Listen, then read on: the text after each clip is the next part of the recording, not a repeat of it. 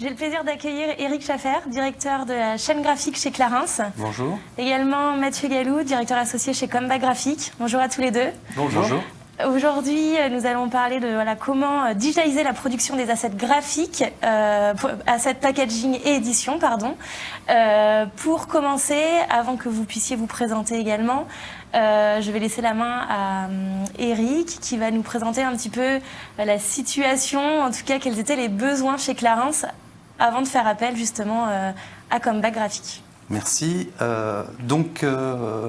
Arrivé chez Clarins en 2017 avec des ressources internes graphiques qui étaient à la fois des faiseurs et des chefs de projet qui supervisaient l'ensemble de la chaîne de production, qui utilisaient en fait des outils traditionnels pour pouvoir échanger, donc mail, Acrobat, etc. On avait besoin de mettre à niveau cette organisation pour être plus efficace.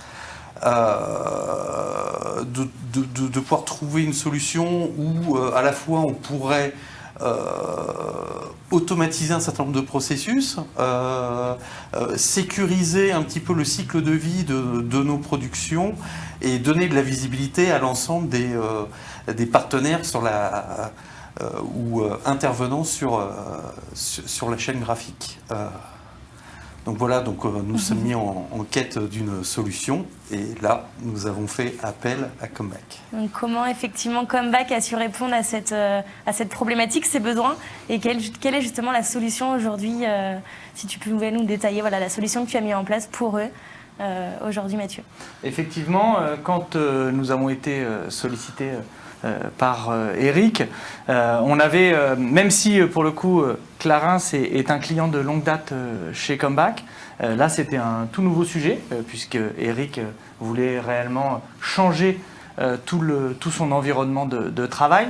Et il est vrai que quand on a reçu l'appel d'offres, comme tout appel d'offres, on se pose la question de savoir qu'est-ce qui va être le plus pertinent et qu'est-ce qui va réellement coller aux besoins. Éric le précisait, il avait eu un environnement de travail qui était assez particulier et qui était celui de Clarins de l'époque. Alors particulier, c'est pas forcément le terme, mais en tout cas, il produisait en interne et la volonté d'Éric de vouloir changer l'organisation et changer de modèle était forcément pas évident, puisque sur le plan humain également, il y avait un accompagnement important. Et donc on a fait une réponse en deux grandes parties, à la fois sur un pan d'outils collaboratifs, puisqu'effectivement le besoin d'Éric qui cherche toujours à innover, c'était de pouvoir complètement digitaliser l'ensemble de sa production.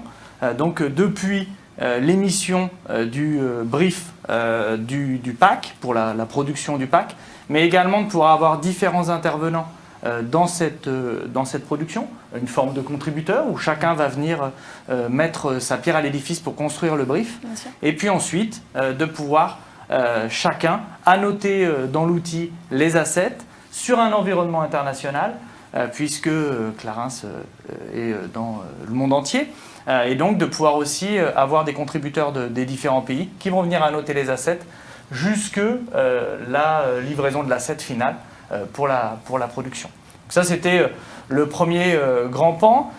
Pour nous c'était clairement une partie importante de l'enjeu, puisque Éric est quelqu'un qui aime mener des challenges et pour le coup il nous a bien challengé sur la partie outils, puisque on était considéré complètement comme un éditeur et on était d'ailleurs en compétition face à certains éditeurs, et donc pour nous c'était un challenge important.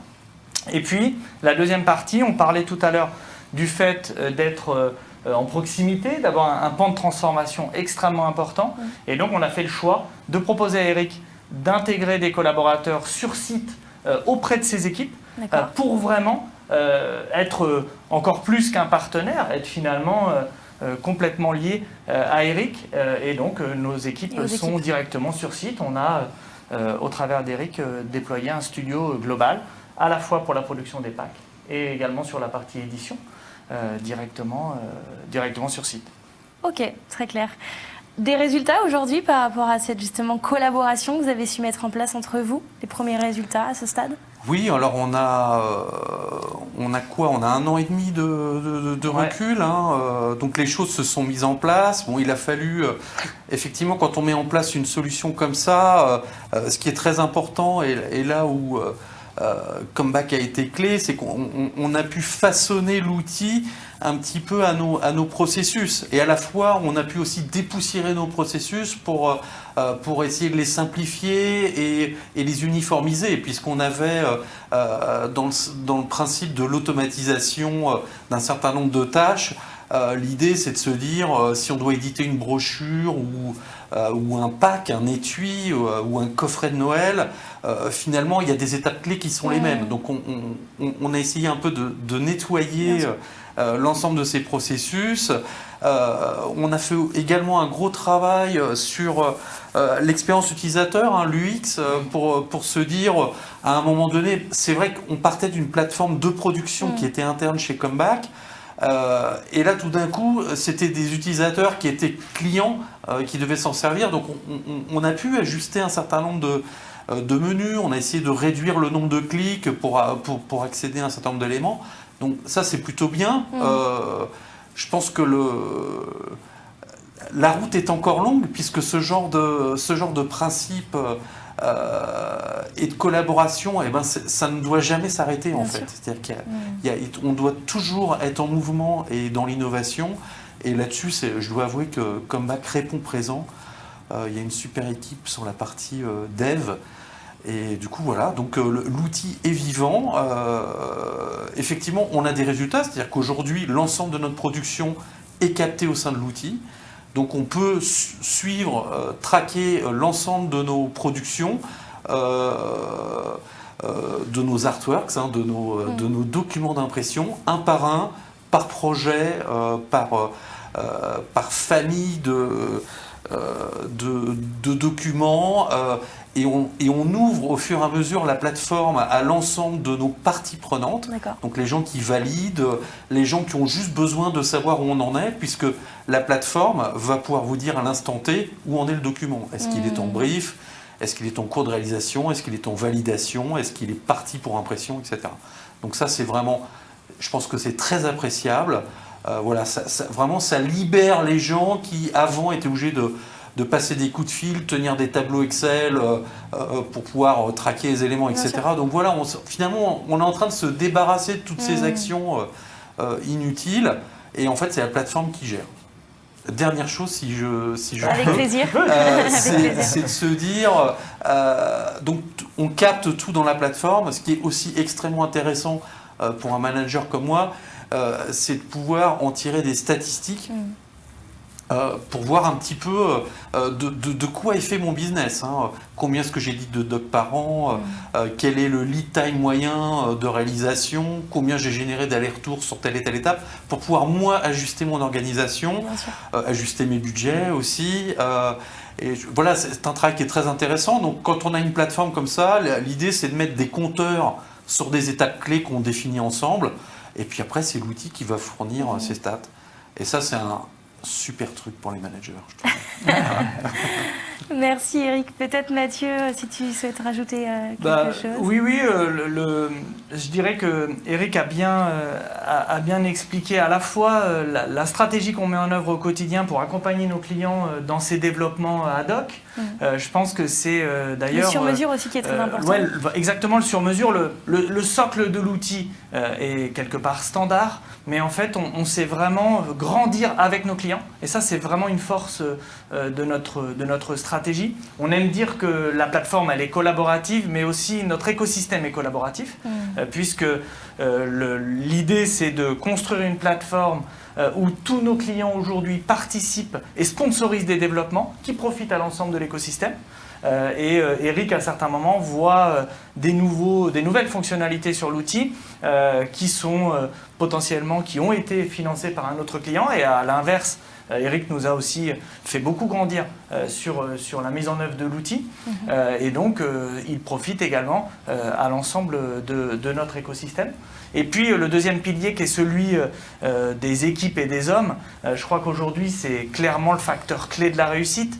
Et là aussi, je pense que c'est d'ailleurs pour nous extrêmement valorisant d'avoir Eric à mes côtés, pour les équipes également, puisque c'est leur travail au quotidien qui fait la réussite du projet. Et on a des équipes qui sont extrêmement intégrées, vraiment dans une stratégie d'être en proximité client pour le servir. Et d'ailleurs, je les remercie de tout ce travail au quotidien. Et puis Eric qui est là aussi pour, sans être un manager, parce que c'est aussi toute la complexité lorsqu'on est intégré directement chez le client, c'est que Eric reste notre client. Et donc, il faut qu'on ait des équipes qui soient capables de gérer cela et ne pas penser qu'ils sont devenus un salarié de Clarins. Et donc ça aussi, c'est tout le jeu que mène Eric avec nos équipes au quotidien. Et je pense que là aussi, si tu peux dire quelques mots sur cette ça partie. se passe bien. On constitue une bonne petite famille, même si effectivement les fiches de paye sont différentes. Je trouve qu'il y a, voilà, il y a un chemin qui a été parcouru, les gens apprennent à se connaître, mais comme quand on rejoint une nouvelle entreprise, j'ai envie de dire, c'est finalement ce qui fait la réussite, c'est d'avoir des objectifs communs et de travailler ensemble. Après, qui vous paye finalement, tant qu'on est payé. C'est vrai, mais malgré tout, effectivement, c'est aussi un point important d'être bien intégré aussi chez notre client, même si pour nous, c'est vraiment un modèle qu'on apprécie particulièrement et que l'on met en œuvre je dirais le plus possible quand le client nous donne cette opportunité et qu'également il le nécessite, puisque malgré tout, il faut tout de même avoir des volumes de production qui le nécessitent. Mais il est vrai qu'on a un gain en efficacité qui est énorme, puisqu'on sait bien que lorsqu'on est les uns à côté des autres, lorsque l'on travaille, même si on a une plateforme collaborative qui est là pour fédérer l'ensemble, malgré tout, quand on peut se parler au quotidien, c'est aussi oui, c'est bien aussi, c'est complémentaire. C'est ça, puisque même si la plateforme, elle digitalise toute la production, on en a besoin surtout pour des clients internationaux, mais malgré tout, on a aussi intégré, on sort aussi des chroma 1, et on a besoin aussi de sortir des épreuves pour valider sur place la chromie avec les collaborateurs. Donc c'est vraiment le mixte qui fait qu'aujourd'hui, je pense que ça marche et qu'on souhaite que ça marche le plus longtemps possible. Bien sûr. Et là, chez Clarins, du coup, secteur du luxe, j'imagine effectivement qu'il y a peut-être possibilité de faire dans d'autres secteurs. Chez Comeback Graphique, votre expertise s'adapte vraiment à d'autres secteurs? Complètement. En fait, notre outil, on l'a vraiment pensé pluridiscipline, entre guillemets, pluri-client. Aujourd'hui, on va travailler à la fois pour des clients plutôt marques, annonceurs, et puis des clients qui vont plutôt être des clients retailers, qui est une grosse partie également de notre activité, puisque aujourd'hui, on a une solution qui nous permet à la fois de connecter, comme on le fait pour Clarins, les différentes filiales, mais également, si on parle de réseau de retail, là, on va connecter l'ensemble des points de vente. Et là, on va même aller travailler le chirurgical. D'ailleurs, on a parlé tout à l'heure, vous avez parlé tout à l'heure du SMS. Typiquement, on va travailler le marketing local point de vente grâce à cet outil. Et on va pouvoir personnaliser les assets, les produire directement dans la solution, router des SMS, des emails. Et là, on va avoir de très très belles annonces dans très peu de temps, puisqu'on est en train de surperformer cette plateforme sur le plan digital. Et on a des accords que l'on est en train de passer pour vraiment aller encore beaucoup plus loin sur cet aspect digital. Donc effectivement, la plateforme, elle peut fonctionner avec différentes typologies de clients et de fonctionnalités. Et d'ailleurs, pour certains, on a même aujourd'hui, on déploie des solutions qui sont à la fois pour le siège, donc vraiment pour le natio, entre guillemets, et puis ensuite tout l'écosystème des points de vente. Donc on sait vraiment avoir des écosystèmes qui sont complètement globaux, à la fois sur ce pan de gestion de projet, annotation d'assets, et puis également stockage des assets via un DAM qui est aussi intégré complètement dans l'ensemble de la solution. Très bien. Merci beaucoup, messieurs. Merci pour votre présence. Et Merci. puis, à bientôt. Merci À beaucoup bientôt. et merci à Eric de m'avoir fait ce plaisir d'être avec moi. Pas de souci. Merci. Bonne Merci. journée. Merci. Au revoir. Au revoir.